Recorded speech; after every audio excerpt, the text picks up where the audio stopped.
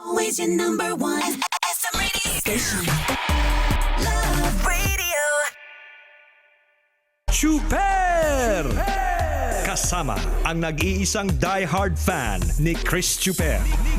Nicole Hiala! Mula sa Mahiwagang Burnay, ang kwento.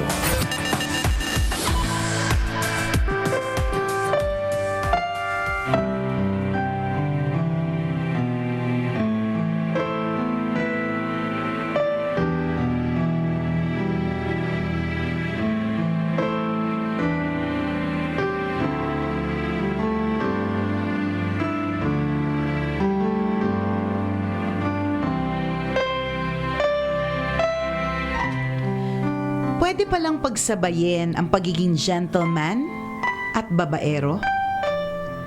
Ganyan ang tingin ko dati kay Eugene. Hindi niya tunay na pangalan. Batchmates kami ni Eugene at naging close ng slight during our CAT trainings.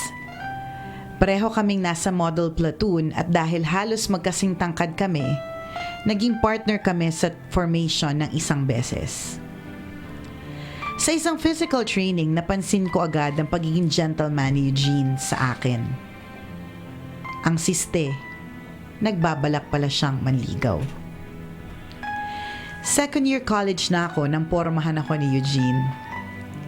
Hindi ako basta bumibigay at lagi akong humihingi ng sign kay Lord patungkol sa love life. Sabi ko, kung magkikita kami ni Eugene, dapat ay hindi siya malilate kahit isang beses. Palagi siyang late, kaya palagi ko siyang binabasted. Nagkikita pa rin kami ni Eugene kapag may gathering ang mga common friends namin. Valentine's Day of 2007, nagyayang makipag-inuman ng isang barkada ko dahil broken-hearted siya. Nandun si Eugene. Nagkainuman, nagkabiruan. Sa gitna ng kalasingan namin, ganito na ang mga linyahan namin. Ikaw kasi, di mo ako sagutin. Pahaging niya. Ikaw lang ang bagal mo kasi, lagi ka tuloy late. Ang sabi ko naman sa kanya. Ang arte. Ang arte, kainis! Magka-holding hands pa kami habang nagbibitiw ng mga banat. Pero hanggang biruan lang talaga kasi may long-time girlfriend si Eugene noon. Dumating ang March. Birthday ni Eugene. Niyaya ako sa bahay nila at nandun yung girlfriend niya. Siya ba si Potsky? Ang sabi ng girlfriend ni Eugene. Nagulat ako sa pag-intro sa akin. Hindi naman kami close pero kilala niya ako sa pangalan. Napaisip tuloy ako, ano kayang kinikwento ni Eugene tungkol sa akin? Pagdating ng April, nagkayayaang mag-hike sa Batangas. 5 days yon kasi Holy Week. This time, parang may something na between us ni Eugene. 5 araw na parang kami na kahit may girlfriend siya. Mahina ang cellphone signal sa bundok kaya parang solo-solo namin ang mundo. Natulog kami sa iisang tent. Alam na, may gumapang na ahas. Nakapa ko. Oo! Nanuklaw. At talaga namang ahas ang datingin, di ba? Natulog kami sa iisang tent. Hanggang sa may nangyari nga sa amin, Eugene. Nako. Pagbaba namin ng bundok, back to reality. Balik si Eugene sa girlfriend niya, sa tunay na nagmamay-ari ng puso niya. Makalipas ang 1 buwan, nalaman ko buntis ako. Nako. Ipinagtapat ko ito kay Eugene, hindi para agawin siya sa girlfriend niya, kundi para makiramdam sa magiging desisyon niya. Sinabi ko naman na kakayanin kong mag-isa.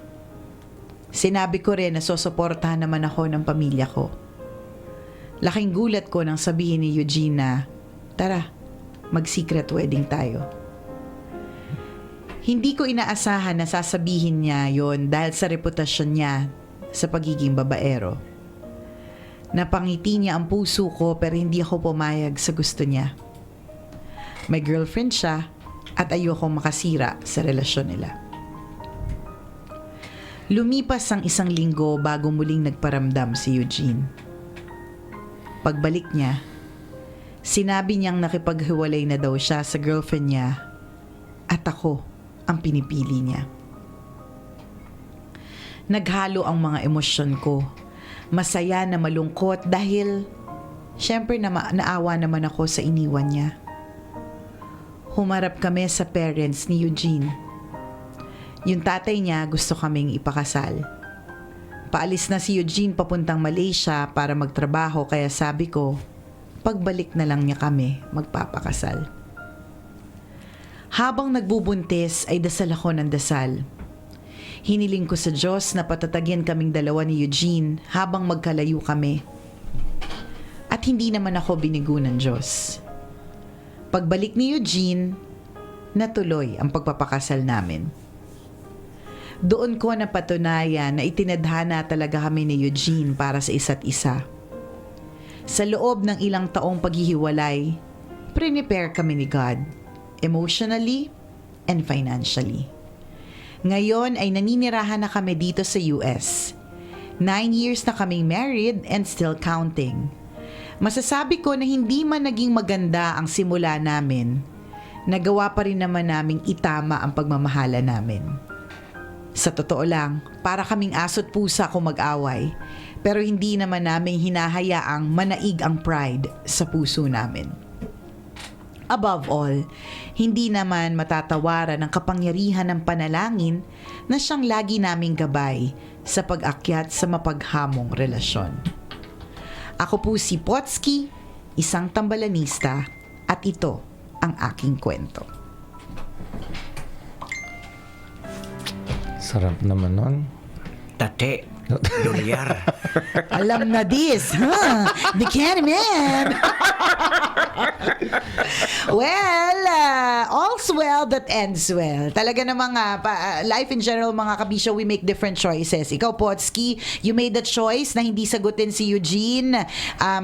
You made the choice na initially ipagpatuloy mag-isa yung baby mo, but in the end, ito yung lagi nating sinasabi na kahit meron tayong mga choices na ginagawa because we are humans at hindi tayo perpekto, because we are humans, gumagawa si Lord ng way kung saan talaga yung itinadhana niya. Totoo Yan, yun. diba? At yun talaga yung dapat nating matutunan, no? Correct. Every time makakagawa tayo ng maling desisyon sa buhay, ang importante natututo talaga tayo. Kasi pag hindi ka natututo, ibabalik sa iyo ng tadhana ang same scenario. Correct. Di ba? Pagdating sa pag-ibig. Totoo. Hanggat hindi ka, di ba bakit paulit-ulit ka niloloko? Halimbawa, Yes. ikaw, hindi na dito si Potsky. Halimbawa, ba't ka paulit-ulit niloloko? Kasi hindi ka natututo. Tanga-tanga mo pa rin. Diba?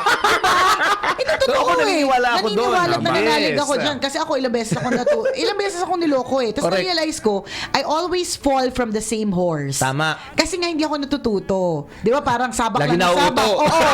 Sabak lang ng sabak. Hindi man lang kinikilala. Di ba? Correct. Oh, yung mga ganon, yung mga naloloko, yun yung mga hindi mo muna kasi kinilala. Tama. Hindi mo in-ensure na wala talagang sabit. Sama lang ng sama. Kalag ka rin. Diba? Tapos yung mga halimbawa, yung mga binibigyan ka na ng maraming red flag. Alam mo yun? Yung Yes. parang si Lord nagbibigay ng iba't ibang mga signs. Diba? Mga red flag na nagsasabing, naku, red flag yan, ibig sabihin. Ingat ka. Ingat ka na. Bad news yan. Bad news yan. O kaya, stop na. Oo, kaya, nako, mag-isip ka, di ba? Pero hindi mo pinansin. So, Tama. naloko ka na naman, di ba? Tama. Ganon. Kasi nga, you never learn. So, yun yung Dapat mo makuha. correct, dun sa kwento. Although, medyo naloko din to si, hindi naman naloko kasi parehas Ginusto naman nilang, niya naman nila. Oo, nila. parehas naman nilang ginusto. Natuklaw lang. Oo, nagpatuklaw din. Wala namang magkakaroon, di ba? It takes two to tango. Kung may Tama. magpapatuklaw, di ba? May tumutuklaw. Bakit ganun, no? Talagang darating sa buhay natin, yung alam natin na gusto natin yung tao, pero nag-iinarte pa tayo. Ganun Yung- talaga. Parang walang hindi no? Parang lahat nagpabebe tayo at some point. Yung eksena na Sa inuman? Nasa inuman, aware ka eh. Aware ka na may jowa si Oo. Pero ba't Eugene. ganun pa yung mga... linyahan yung ninyo. linyahan ninyo? Tapos, magkahawak pa kayo ng kamay. Kaya nga. Di ba? Nagpabebe kayo sa isa't, pinatagal nyo pa eh. Dapat, Ayun na nga eh. So, nakagawa tuloy kayo ng malaking kasalanan doon sa jowa. Oo, Di ba? sa halip na wala ka. Kasi nga, that makes us human. Diba? So yun yung sinasabi ko, partner, na we make choices. Yan, katulad niyan, landi-landi. Yan. Flirt-flirt, kahit alam mo namang ano. Tapos, diba, we make choices. But in the end, itatama naman tayo ni Lord eh. Kumbaga, igaganon niya tayo dun sa tamang direction. Alam mo, yan yung mystery ng isang relationship na feeling mo na gusto ka niya pero hindi ka sure. Oo. Vice versa, ganun ang feeling. Kaya nagpapahanginan na lang. Kayo sa nagkakapaan isa't isa. Yun yung na. mystery. Yun yung Ayun. kilig doon nagsisimula eh. Actually, Actually, kaya masarap lang, dun eh. yun yung masarap dun. Hindi, totoo naman, yun talaga yung Oo. masarap dun. Kaya lang, yung problema kasi dyan, minsan, may sabit kasi yung isa. Oo, yun. Although, yung mga iba, kaya sila mas kinikilig. Kasi yung feeling na, alam niyang taken, di ba may mga ganun eh. May thrill. thrill, may May ganun. challenge. Oo. Pero Ikaw natin- ba, Chris, may mga kaibigan ka na ganun? Oo, Marami. Mahilig sa mga challenges yung tropa ko eh. May nasapak nga kagabi eh.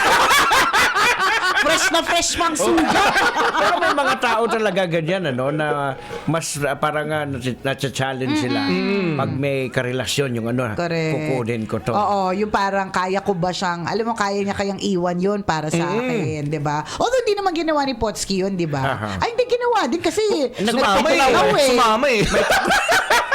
Sumama ba naman sa loob ng Oo. tent? Ang gusto Kaya ko nga. malaman, sinong kasama nila nung umakyat sila? Dalawa lang ba sila? Eh, di, sabi daw tropa eh. Pero bakit may isang tent lang kayong dalawa? Oo. Yung mga tropa nyo din, mga sutil din.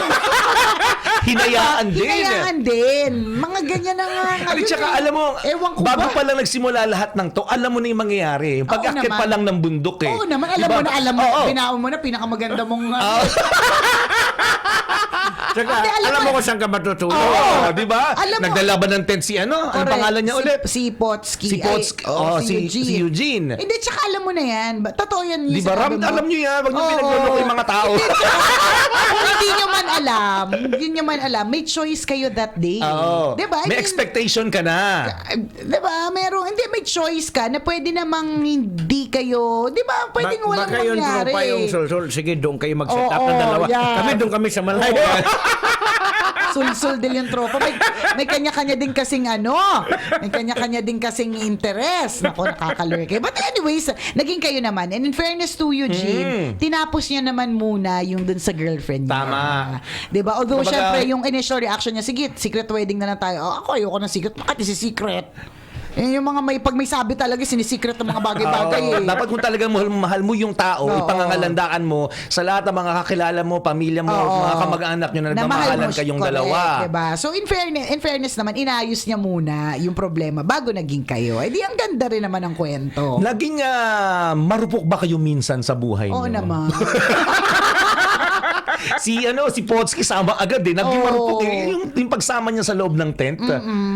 Pagiging marupok yun. Hindi na nag-iisip. Pero Diba? believe din ako kay Potski kasi malakas din ang loob na nung Actually. inalok siya na kasal, sabi niya, wag mo na. Ayaw. Diba kasi ayaw niyang makasira ng relasyon. Hindi, Pero yung nung ginawa niya dun sa tent, hindi yung, siya yung natakot. paalis na yung sinabi ng Alin? tatay, magpakasal kayo. Sabi niya, wag muna, pagbalik na lang. Kasi Oo. pwedeng maraming mangyari dun sa timeline na yun na nag-abroad Correct. si ano. Oo, alam mo Malaking na, risk yun. Malaking risk yun kasi si Eugene Oo, may alam may mo. pagka. Mahilig manuklaw. Diba? Di, Mahilig- tsaka may mahilig gumapang. Ano ba yung sinabi niya? Gentleman / babaero. So, mayroong possibility, diba? Kilala niya. Oo. Yun yung mga jowang dapat bantayan. Ako, mahirap na, malingat ka lang. Pero in fairness, diba, pinatunayan din naman ni Eugene. Yun diba? din yung naalala ko lang pinag-usapan natin nung nakaraan na may turning point yung mga Correct. playboy. Totoo. Yung- Sakto tong kay Potski siya. yung ano. sasabihin niya na enough is enough. Tapos na yung pagloloko days. Ito na yung time na para magseryoso. Di ba? Kanina nalungkot ako eh nung nalaman kong nabuntis siya kasi Bakit? sila pa nung Anong girlfriend? si Eugene pa tsaka yung girlfriend eh tapos nabuntis ka. Akala mo, Oo, sabi ko, iwan na. "La, Kasi oo." yun yung mga tropa. Dadagdagan na naman yung kakilala ko. Na iniwan, naloko. Pero buti na lang sa bandang huli, Diba? Sila bumawi. pala, Oo. correct. Diba? Oo nga, no? Initially, parang isipin mo, ayan na. Oh, Ito na ayan, naman yung kasi. isa sa mga babaero. Yan. Tsaka, alam na natin ang sermon natin, ayan kasi. Yan, sama mo na nga- sama kasi. Alam mo na nga may girlfriend, baga-hiking pa kayong dalawa. 5 days pa talaga, ha? Diba? Natulog ka pa doon sa loob ng Kaya nga, oh. Talagang nagpapako. Yan. Kasi Holy Week eh. Umakyat sa bundok, Oo. ipinako. Nagpapako. Nako, patay tayo. Dumi pa. Hoy! sabi ni Pots, ano pangalan ulit? Potski. Potski, di pa na ba ako? Papako na ba? Pareho silang dumi pa nakagano. Hoy! Nakakalerte kayo Ayan talaga. tuloy. Hindi. Pero, Oo. in fairness, at least, Happy ending. Happy ending naman yun. Pero, babalik tayo dun sa pagpapapako at pagpapadipa. Diba? Babalik tayo dun. Hindi mo yung gagawin pag may girlfriend yung Tama. kasama mo. Doon kayo nagkamali sa portion na yun, Oo. sa part ng kwento nyo. Doon kayo nagkamali kasi in the first place, sana kasi noon naging kayo na lang. Para kahit kailan yung pagpako, di ba? Or whatever, di ba? Pwede. Ewan. Sasabi tuloy ako. Hindi, pero well, ganun talaga. Hindi, pero wag lang talaga kasi po hindi mo alam yung lagi mo lalagay yung sarili mo dun sa posisyon nung babae. babae. Correct ka. Ng girlfriend, 'di ba? How would I feel kapag ka nalaman ko or kapag ka ginanon ako ng boyfriend? Kung halimbawa, ikaw yung si Potski partner, hindi ba mawawala sa likod ng isipan mo na Posibleng gawin din posible? sa'yo. Kasi niloko niya nga yung girlfriend niya. Di ba sa akin, kaya posible pa niyang gawin yon? Feeling ko pwedeng niyang isipin. Kaya lang, parang ka Bihira. nag-create ng own ghost Hindi, eh. saka bihira yung ganyan. Pag nasa heights ka ng emotion na in love ka, hindi ka nakakaisip Hindi mo ng na ganun maiisip yun Blinded ka. Sa bagay, kilig na lang na palagi yung nararamdaman mo. Totoo yan. Kaya nga Pero yung mga siguro- kabit lumalaban, di ba? Oo. Kasi wala silang pakialam. Oo. Pero in fairness sa kanila, 'di ba? Sinabi niya dun sa dulo, hindi perfecto yung relationship nila. Away sila na parang aso't pusa, 'di ba? But in the end, gusto ko yung sinabi nila, in the end, hindi nila hinahayaan na yung pride yung manaig, 'di ba? Tama. So ibig sabihin, they both know when to say sorry, 'di ba? So, Correct. sa tingin ko dun sa question mo na yan, partner, kung iniisip pa ni Potski, baka ngayon Tinalikuran na niya. naisip niya na. Oo nga, no? Ngayon, bumalik na ulit. Oo nga, no? Nakalimutan ko na, pinaalala pa nila. May posibilidad nga pala. Hindi, pero Kasi kung niloko although niya nga yung legit girlfriend yun, niya eh. legit yun. Oo. Pwede talaga maisip May yun na possibility po, Tsaka si- long time, di ba? Oo. Long time girlfriend. Pero dati pa yun, 9 years na sila. Huwag na tayo. Huwag mo na pa problema. Sinira. Panira ka ng trip eh. Oo. Pero may possibility talaga yun, ha? Pero then again, katulad nga nung binanggit natin nung isang araw, di ba? Pwedeng ikaw din kasi yung turning point. Tama. Ikaw yung magpa-realize. Oo, ikaw yung magsasabing tapos na siya dun sa mga ganong klaseng mga eksenang pambababae, yung maraming jowa, ganun. Ikaw yung tumuldok. Oo, ikaw ang last page of the coloring book. O, di ba? Yan. We're happy for you sa inyong dalawa kasi talagang natagpuan nyo na ang tunay na ligaya. O, edi Diba? kayo na. You Oo. already. Becca naman, nasa US ba sila? Oo, US? nasa US. Oh. Belated happy birthday kay Eunice Monte Alegre, kay Marvin Magnaya, and Romel Piliin. Salamat po sa pagtutok. Si Roberto Atrejeño Jr. nakatutok sa atin at kasama niya si Charlie. Yan. And sa lahat daw ng mga atin ng Niyug-Niyugan Festival. Uy, pupunta ako dyan. Yan. Pupunta din tayo dyan. Pupunta ka din? Makikipitis ako ng ng mga... Ano bang meron Niyog. dyan pwede? Mga niyog. Agad ka daw ng niyog. Ay, batiin lang natin pala lahat ng mga kapatid nating mga Muslim. Uy. Eid Mubarak, Yes. inshallah, sa inyong lahat. Hello po. Hindi ko Ayan. alam kung anong salita. So, hello po sa inyo. Binabati po namin kayo. Ayan. Yan. Feast of Sacrifice. Yan, o, di ba? Matindi yung believe natin sa kanila, sa kanilang level of sacrifices that they give. Yes. Good morning po sa inyo lahat and enjoy the rest of the day. Muli ako po si Nicole Yala. At ako naman si Cambio King Chris Chuper. Papaalala, Walang matatag na relasyon sa malanding may determinasyon. Yun! Yun! Programang walang problema. Hey, tambala na! Is your number one SM radio station. Love Radio.